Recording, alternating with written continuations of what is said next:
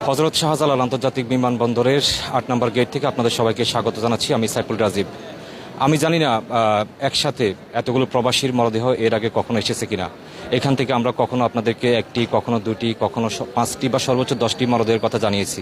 কিন্তু কিছুক্ষণ আগে আমরা খবর পেয়েছি কুয়েত থেকে আমাদের ৩০ জন প্রবাসীর মরদেহ একই ফ্লাইটে একসাথে দেশে এসেছে এবং একই সাথে বাহরাইন থেকে ২টি, মালয়েশিয়া থেকে ২টি, মোট ৩৬টি প্রবাসীর মরদেহ এখন বিমানবন্দরের ৮ নম্বর গেট দিয়ে বের হচ্ছে। আমরা এখানে দেখতে পাচ্ছি স্বজনদের আহাজারি, স্বজনদের আত্মনাদ এবং কিছুক্ষণ পরপর একের পর এক মরদেহ বের হয়ে আসছে এবং সেগুলোকে নাম ডেকে ডেকে তাদের স্বজনদের কাছে হস্তান্তর করা হচ্ছে। এই মুহূর্তে বিমানবন্দরের এই ৮ নম্বর গেটটি পরিণত হয়েছে একটি লাশের বাজারে। আমরা বলতে পারি যে এখানে কিছুক্ষণ পরপর একটি মরদেহ বের হয়ে আসছে এবং কোন মরদেহটি আসলে কাদের সেটি মাইকিং করে ডাকা হচ্ছে। ডাকার পরে সেগুলো কাগজপত্র অনুযায়ী বুঝিয়ে দেওয়া হচ্ছে তাদের স্বজনদেরকে। এবং এই পাশে যদি দেখায় যে গেটটি দিয়ে আসলে মরদেহ বের হয়, সেখানে অধীর আগ্রহে তাকিয়ে আছেন কখন তাদের প্রিয় মানুষটি মরদেহ বের হয়ে আসবে, কখন তারা ডাক পাবেন এবং সেই মরদেহটি গ্রহণ করে বাড়ি নিয়ে যেতে পারবেন। এই কর্মযজ্ঞ, বিশাল এই কর্মযজ্ঞ আমরা দেখতে পাচ্ছি প্রায় ঘণ্টাখানিক ধরে এই বিমানবন্দরের এই জায়গাটিতে স্বজনদেরকে মাইকে ডেকে তাদের মরদেহগুলো বুঝিয়ে দেওয়া হচ্ছে।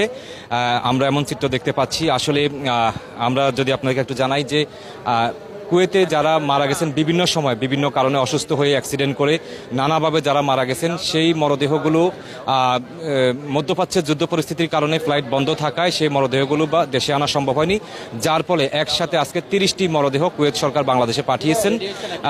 একই সাথে ওই যে বললাম মালয়েশিয়া থেকে এবং আরও একটি দেশ থেকে 2টি মরদেহ দেশে এসেছে। এই যে এখনও একটা মরদেহ তাদের স্বজনরা বুঝে পেয়েছেন এবং সেটি নিয়ে যাচ্ছেন অ্যাম্বুলেন্সের দিকে নিয়ে যাচ্ছেন সেটি। তারপর এটিকে অ্যাম্বুলেন্সে উঠানো হবে।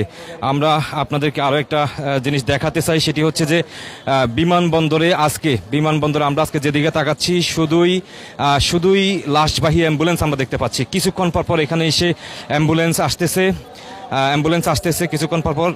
আমরা যদি দেখাই এখনো একটা অ্যাম্বুলেন্স আসতেছে। এদিকে স্বজনদের আহাজারি, লাশ গ্রহণ করার জন্য যাচ্ছেন অনেকে, সেটি আমরা দেখতে পাচ্ছি। তাদেরও হয়তো কোনো মরদেহ আসবে। অন্যদিকে আমরা দেখতে পাচ্ছি এখানে দুইজন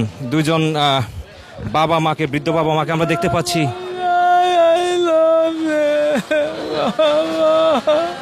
কাকা কে মারা গেছে? আমার ছেলে। কবে গেছিল কুয়েত? এই কেবল 17 মাস ধরে। কিভাবে মারা গেল? 17 বয়স 17। আর কোন ছেলে মেয়ে